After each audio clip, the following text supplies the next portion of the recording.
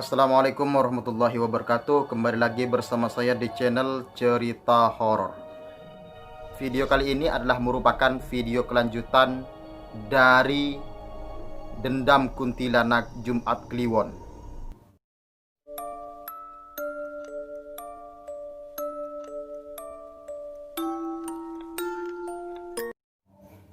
Dika, Sheila, dan Jona melintasi halaman rumah penginapan.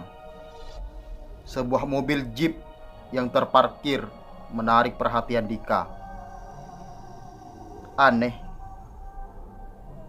gumamnya memerhatikan sesaat. Anehnya apanya? Tanya Joanna heran. Dika tidak menjawab.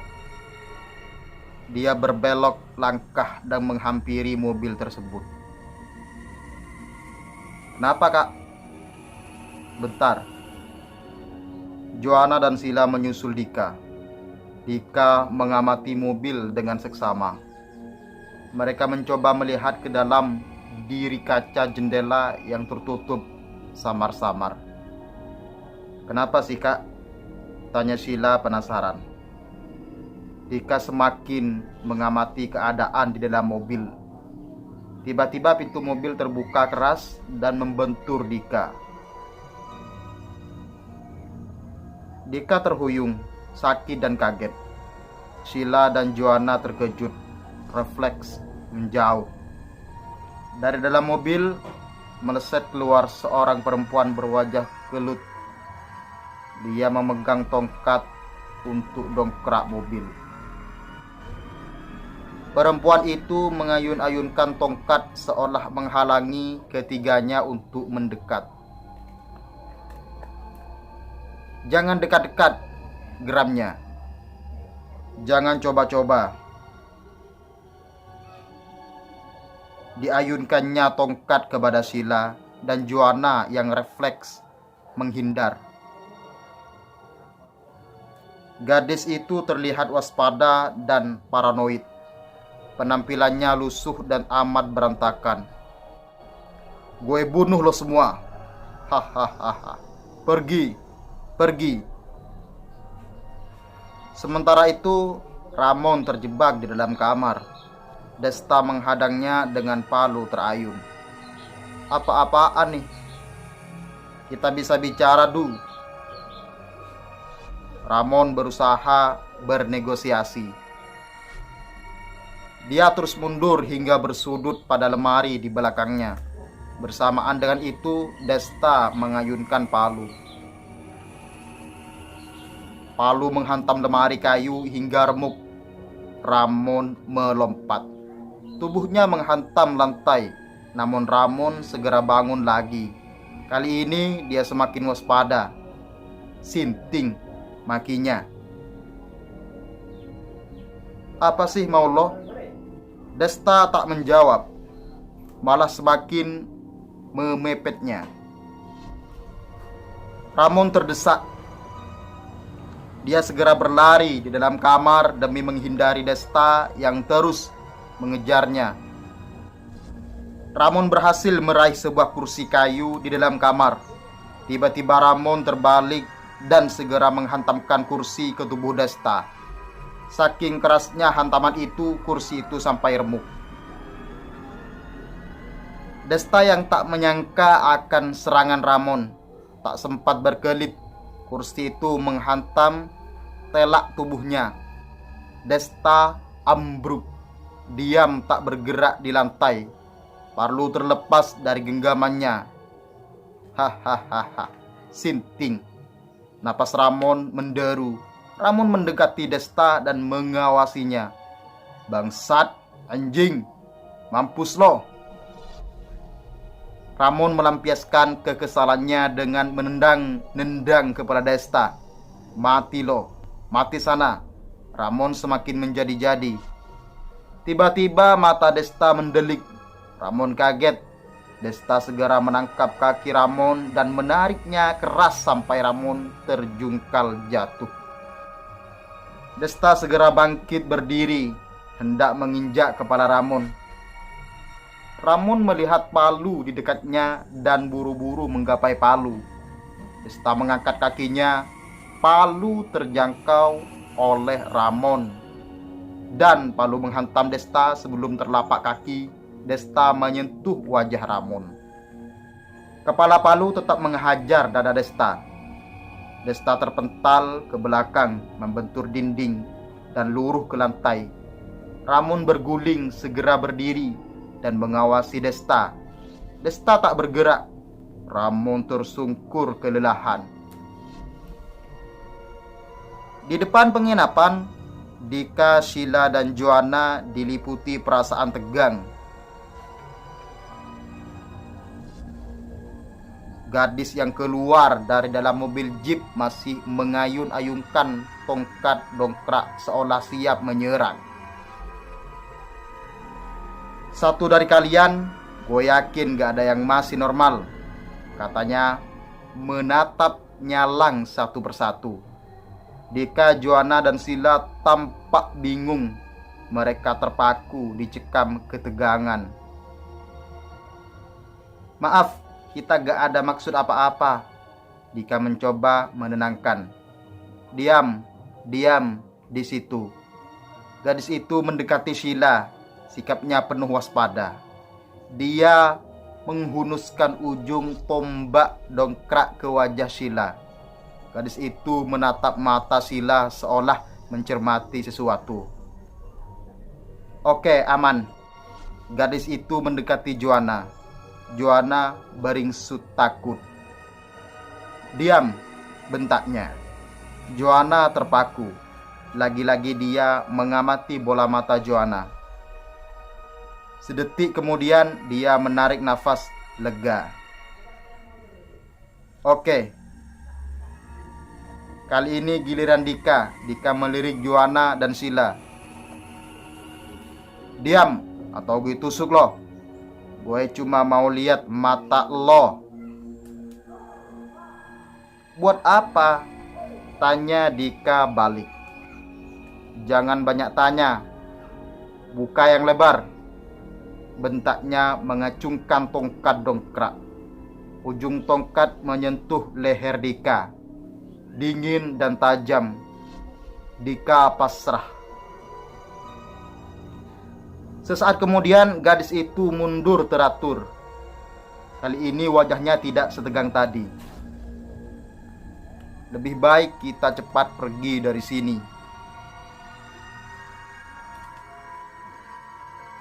Buat apa? Sengit Joanna. Dia bukan tipe yang suka diperintah. Biasanya orang-orang yang mengikuti perintahnya ini baru kenal udah pakai merintah-merintah.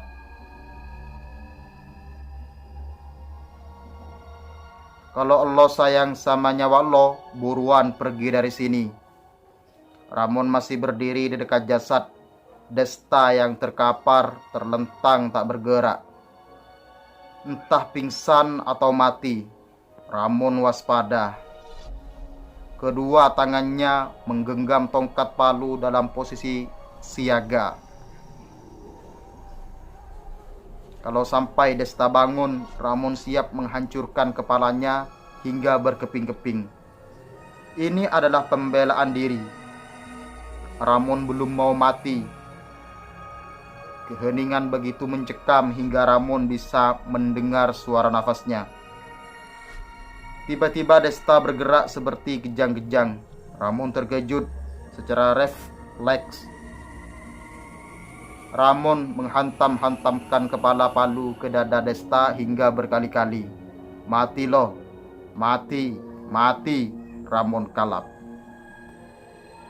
Tulang dada Desta hancur, darah muncrat dan bercipratan ke muka Ramon. Pada pukulan terakhir, terdengar suara berderak patah.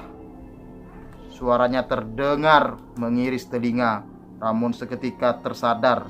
Dia berusaha mencabut palu yang tersangkut di dalam dada Desta yang berlubang.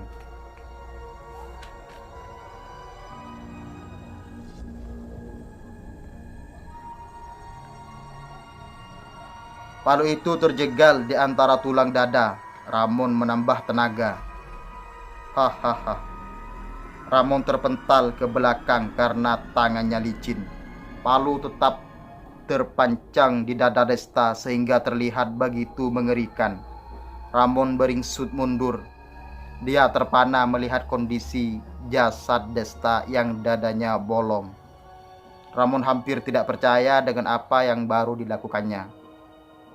Gue membela diri. Gue gak salah. Gue gak bunuh orang. Ini cuma bela diri. Hahaha. Ramon mengusap cipratan darah di wajahnya. Stres dan kelelahan. Entah apa yang terjadi di sini. Ramon beringsut mundur dan berdiri, mengatur nafasnya sejenak dan melangkah keluar kamar. Dada Ramon kembali berguncang. Dia menajamkan pendengarannya.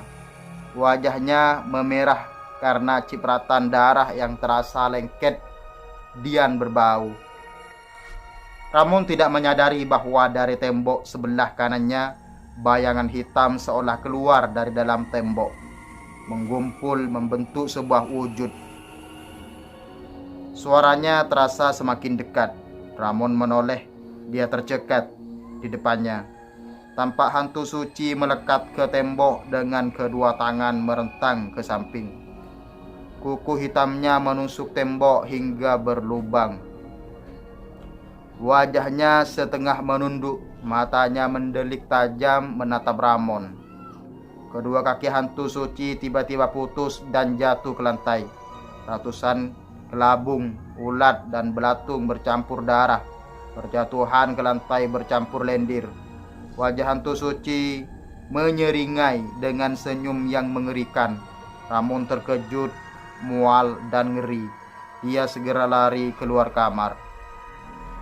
Sementara itu di depan penginapan, percaya gue, kalau Allah semua mau selamat, pergi dari sini sekarang juga, kata gadis itu. Dika, Joanna, dan Sila saling berpandangan. Gue Vina, lo semua harus percaya gue, katanya lagi. Gue mau nyusulin teman gue dulu. Dika hendak pergi. Jangan, tahan Vina. Masalah lo sebenarnya apaan sih? Sila mulai kesal. Ketiganya menatap Vina meminta penjelasan. Vina ragu-ragu. Pokoknya gue mau pulang aja, Vina berkeras. Gue ngerti apa maksud lo. Jadi jangan merintah-merintah, ketus Sila. Gue gak perlu jelasin itu semua ke orang yang keras kepala kayak lo. Mau ikut, lo selamat. Gak mau ikut juga bukan urusan gue, Vina balas membentak. Lo mesti kasih tahu kita ada apa sebenarnya. Kalau kayak gini caranya, lo bikin bingung kita semua, Dika menjelaskan. Wajah Vina yang mengeras perlahan melembut. Setelah itu dia tampak kalut. Mereka tidak terikat batas ruang, Vina marah. Tangannya mengepal seolah menahan sesuatu yang tak ingin dikeluarkannya. Ada apa, Vin? Kasih tahu kita. Mereka bisa pindah-pindah semuanya tanpa kita sadari. Paling enggak, Vina menahan nafas. Ini baru dugaan sementara gue. Gak ngerti, Joanna berkerut meminta penjelasan lebih lanjut. Tapi Vina terlanjur pergi. Ia berjalan cepat menuju penginapan. Kita pergi setelah jemput teman kalian. Kita harus cepat. Dika, Joanna, dan Sila mau tak mau mengikuti Vina. Oke, cukup dulu ceritanya. Sampai berjumpa kembali di Dendam Kuntilanak Malam Jumat Kliwon yang selanjutnya.